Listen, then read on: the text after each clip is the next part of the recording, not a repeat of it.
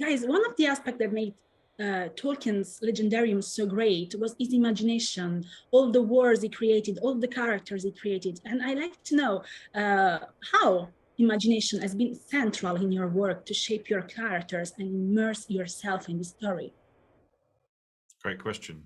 I think, I mean, obviously that is part of the actor's job in general terms, is just to try and imagine oneself into a character that's been created. But there's this extra element with Tolkien, is that, you know, you normally just have a script, but here we have the script, which is JD and Patrick, and a combination of and then all of which Tolkien has written. So even though in my case the character he hasn't written much about him, just a few little signposts along the way, but being able to fill in that gap is where trying to imagine how he grows and develops into a fully functional human being has been the key part of this journey, and hopefully ongoing.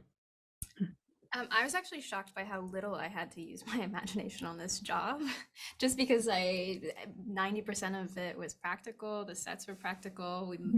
Ramsey Avery designed and made Numenor, and yeah.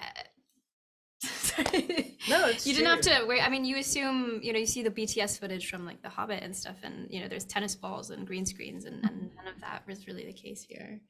Yeah, I mean, I think for us, yeah. I think what's really great is like as you grow in the world and become grown and an adult, you're sort of like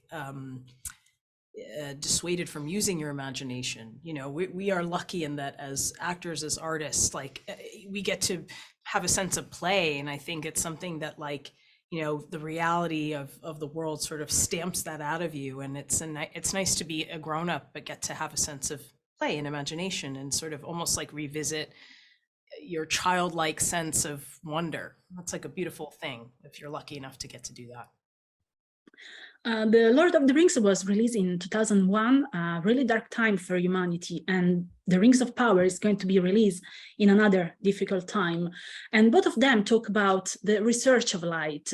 Do you think that one of the points of strength of this narration is the ability to talk about universal topics, current topics, even if the story is set in a fantasy world? Yeah, I think Tolkien talks a lot about he never wanted his work to be allegory, because he wanted to get away from that. And I think the nature of myth is that whichever century you put this in, however many years in advance, there'll always be something for the contemporary audience that's watching it, because that's the nature of the deep themes of mythology.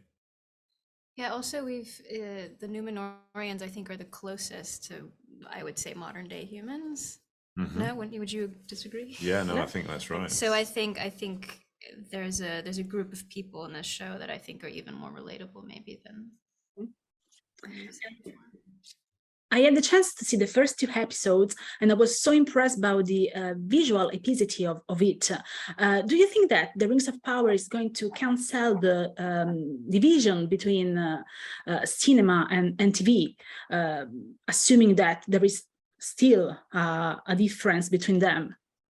There's definitely a difference. I mean, I would agree that visually this is an incredibly cinematic presentation of what we are calling a series, but there is something that feels quite new about this. Like when we watched the episodes, I felt like I had never seen anything like this on TV. It wasn't comparable to anything that's currently on TV, and that's very exciting because it's kind of hard to do that. So there's definitely that idea of setting a new bar, setting a new standard, and the technology has really advanced. So what you can achieve, you know, Tolkien has created this incredible universe from his imagination. Now you can really bring these things to life. And, you know, even from, 20 years ago, even 10 years ago, the technological advances for what you can now depict on the smaller screen really gives it that cinematic quality. But to me, when you talk about movies, cinema, to me, a lot of it is about the communal experience and watching together. I think what'll be exciting is this. We hope that this is something that people feel compelled to watch you know, as a group, whether it's in person or now you have opportunities to even do these sort of watch parties. And I think the communal experience, I think people are really, really hungry for these days. And I know that's how I would want to watch. I'd want to watch with you guys. There you go. Yeah. I mean, also that ultimate difference as well, still, whether it's visuals, it's just the amount of time you have to tell a story. And a movie's restricted to about 2.5 hours or way longer if you're doing the Peter Jackson films, because they were able to stretch that time limit. But here it's over, you know, it's like a novel length, isn't it? Over 50 hours, so that you can, hopefully we can get deep down into some of the detail. Thank you so much for your time. Thank you. Bye, guys.